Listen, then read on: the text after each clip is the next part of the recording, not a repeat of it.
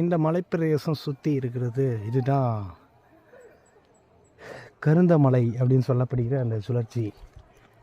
இதற்கு இந்த மலைக்கு கீழே தான் மலை உயரமாக கொண்டு இருக்கிறது. மலை சுற்றி இருக்குது. இதுக்கு இடையில் இந்த மலை சுற்றி எடுக்கிற அந்த மலை நடுவு சென்று தான் நதி போல் ஓடிக்கொண்டிருக்கும் இந்த கருந்தமலையின் தீர்த்தம். அங்கே கீழே கன்னிமார் சுவாமிகளும் முன்னோடி கருப்பண சுவாமிகளும் மற்றும் பல தெய்வங்களாக இருக்கப்படும் ஒரு காட்சி.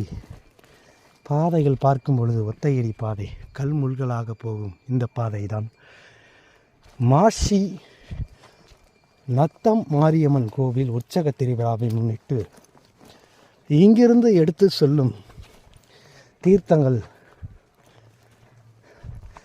ஊர் சுவாமி, கருப்பண சுவாமி, முன்னோடி சாமி, குலசாமிகள், இப்படி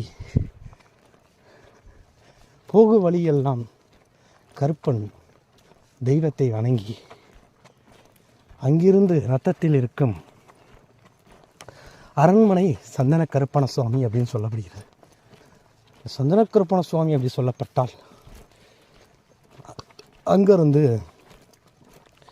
நத்தத்து மாரியம்மன் அழைத்து சென்று தான் அங்கிருந்து பக்தர்களுக்கு திருக்காப்புகள் கட்டி கொடியேற்றுகள் ஏற்றப்பட்டு காப்புகள் கட்டி நீராடி 15 நாட்கள் திருவிழாக்கள் ஆரம்பிப்பது வழக்கம். இந்த பாதைகள் பார்க்கும்போது மலையில் கல்முள் கரடுகளாக செல்லும் இந்த மலையை கடந்து வரும் காட்சி மிக அற்புதமான பக்தர்களுக்கு ஒரு காட்சி.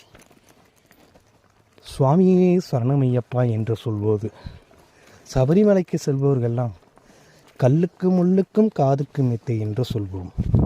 அதுபோல் இங்கு வரும் பக்தர்கள்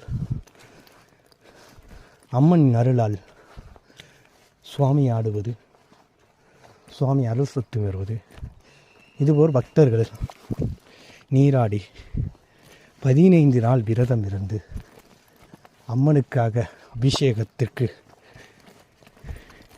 4 நாள் 8 நாளுக்கு ஒரு முறை வெள்ளி செவ்வாய் என்று கோயிலுக்கு சென்று அபிஷேகங்கள் செய்யப்பட்டு இத்திருவிழாவை கோலாகலமாக கொண்டாடப்படும் காட்சி.